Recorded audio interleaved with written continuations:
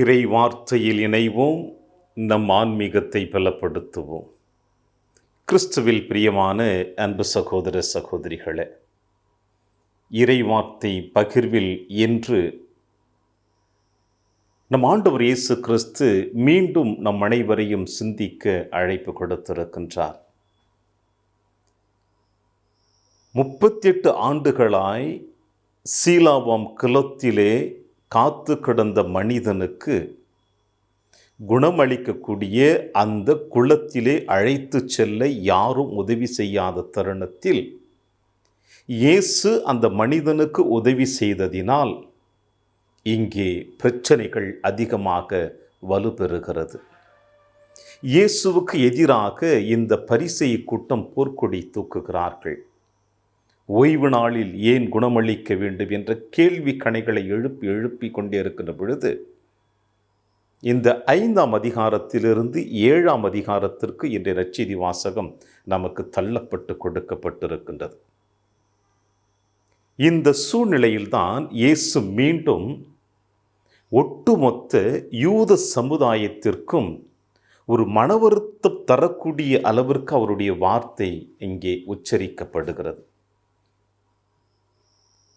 யூதர்களுடைய சமுதாயத்திலே ஒரு நடைமுறை வழக்கம் கடைபிடிக்கப்பட்டிருக்கின்றது. என்னவென்றால், யார் தன்னை கடவுளுடைய மகன் என்று சொல்லுகின்றானோ, யார் நான் இறைவனிடமிருந்து வந்திருக்கிறேன் என்று சொல்லுகின்றானோ அவர்கள் ஏற்றுக்கொள்ள மாட்டார்கள். தேவ தூஷணம் செய்கிறான் என்று அவனை கொன்று குவித்து விடுவார்கள். ஆனால் இன்று நற்செய்தி வாசகத்தில் ஆண்டவர் இயேசு கிறிஸ்து அழகாக சொல்லுகிறார், நான் யார் தெரியுமா? நான் இறைவனிடமிருந்து வந்தவன், தந்தையிடமிருந்து வந்தவன் என்று தன்னை பற்றி கூறுகிறார். இப்படிப்பட்ட வார்த்தைகளை கேட்கின்ற பொழுது இன்னும் அவர்களுக்கு கோபக்கணைகள் எழுகிறது. இது ஒரு புறம் இருக்க, இரண்டாவது இயேசு இன்னும் அதிகமாக வெந்த புண்ணில் வேல் பாய்ச்சுவது போல யூதர்களுக்கு இன்னும் ஒரு ஆழமான அழுத்தத்தையும் இன்னும் கோபத்தையும் கொடுக்கக்கூடிய அளவிற்கு சொல்லுகிறார், உங்களுக்கு கடவுளை தெரியாது, என் தந்தையை தெரியாது என்று. பிரியமான அன்பின் தேவ பிள்ளைகளே, வேறு ஒருவர் யாராவது இதை பற்றி சொல்லி இருந்தால் நிச்சயமாக ஏற்றுக்கொள்ளக்கூடிய அளவுக்கு இருக்கலாம். ஆனால் உங்களையும் என்னையும் படைத்தவர், இந்த ஒட்டுமொத்த யூத சமுதாயத்தையும் படைத்தவர், பார்வோன் மன்னனிடமிருந்து விடுதலை கொடுத்து அழைத்து வந்தவர், நம் அனைவருடைய மீட்பிற்காக, இந்த உலகத்தில் இருக்கின்ற எல்லோருடைய மீட்பிற்காக தன்னையே முழுவதுமாக அர்ப்பணித்து கொண்டிருக்கின்ற இந்த ஆண்டவர் இயேசு கிறிஸ்து கூறியதில் தெளிவான அர்த்தங்கள் இருக்கின்றன. நான் யார் தெரியுமா? உண்மையிலே ஆண்டவர் இயேசு கிறிஸ்து யார் என்பதை அந்த கூட்டத்தில் இருக்கிறவர்களுக்கு தெரிந்தாலும் தெரியாதது போல அவருக்கு எதிராக நின்றார்கள். ஏனென்றால் அவர்களுடைய வாழ்க்கை பயணத்தில் இப்படிப்பட்ட ஓர் இறைவாக்கினரை அவர்கள் கண்டதில்லை.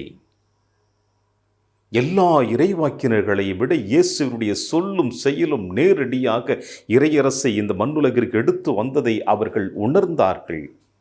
உணர்ந்துதான் இயேசுவுக்கு எதிராக அவர்கள் தடைக்கற்களாக நின்றார்கள். எனவேதான் இயேசு அழகாக சொல்லுகிறார், நான் யார் தெரியுமா என்றும், ஒருவேளை நீங்கள் என்னை அறிந்து கொண்டிருந்தீர்கள் என்றால் தந்தையும் உங்களுக்கு நன்றாக தெரியும். எனவே நீங்கள் என்னை ஏற்றுக்கொள்ளாததினால், என்னுடைய செயல்பாடுகளை நீங்கள் ஏற்றுக்கொள்ளாததினால், என்னுடைய வார்த்தைகளை நீங்கள் உள்வாங்காததினால் நான் யார் என்று உங்களுக்கு தெரியவில்லை, நீங்கள் கடவுளை அறியாதவர்கள் என்று ஆணித்தரமாக இயேசு அடித்து பேசுகிறார். அதிகாரத்தனமான வார்த்தைகள். இப்படிப்பட்ட சூழ்நிலையில் இயேசு அந்த சமுதாயத்திலே அவர்கள் மத்தியில் பேசுகின்ற பொழுது அவர்கள் இன்னும் இயேசுவின் மீது கோபக்கணைகளை உருவாக்கி எப்படியாவது இந்த மனிதனை கொன்று குவித்து விட வேண்டும் என்ற எண்ணத்தோடு அவர்களுடைய திட்டங்கள் அதிகமாக செயலாக்கத்தில் உருவாக்கப்பட்டு கொண்டிருந்தன. யோவான் நற்செய்தியில் அழகாக பதிவு செய்வார், இன்னும் அவருடைய நேரம் வராததினால் அவரை அவர்களால் தொட முடியவில்லை என்று.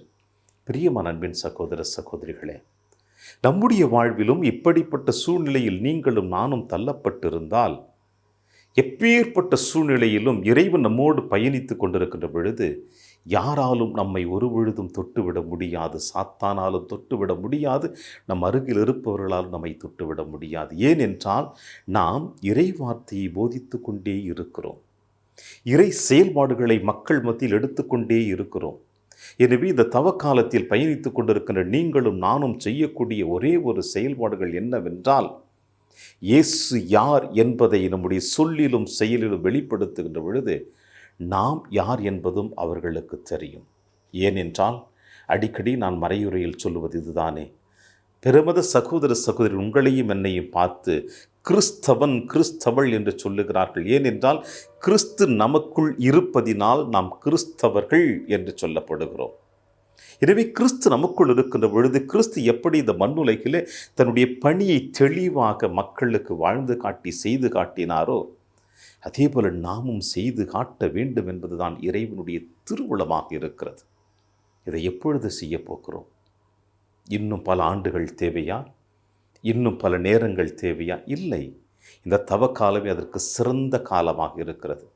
எனவே ஆண்டவருடைய வார்த்தையை நம்முடைய வாழ்வாக மாற்றி அந்த வாழ்வையை பிறருக்கு அர்ப்பணித்து நாம் வாழ்கின்ற பொழுதுதான் கிறிஸ்துவை நாம் இந்த மண்ணுலகிலே பிறருக்கு வெளிப்படுத்தக்கூடிய அந்த ஆற்றலும் வல்லமையும் இறைவன் நமக்கு நிறைவாக கொடுப்பார்.